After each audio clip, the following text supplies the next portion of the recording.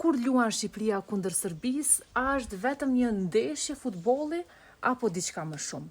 Të shtunën, Shqipëria dhe Serbia përballen sërish në fushë, por kujtimet nuk janë thjesht sportive. Kush e mban mend atë natë të tensionuar në mes të Shqipërisë dhe Serbisë?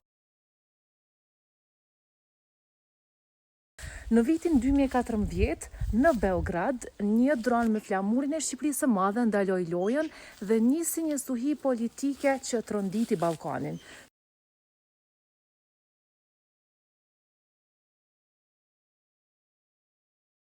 Kjo ndeshje nuk pati fitues në fushë, por jashtë saj, shqiptarët ndjen një lloj bashkimi që rrallë ndodh. Tani, më shumë se 10 vite më vonë, a është kjo vetëm një ndeshje futbolli apo është një histori që ne e luajmë çdo ditë?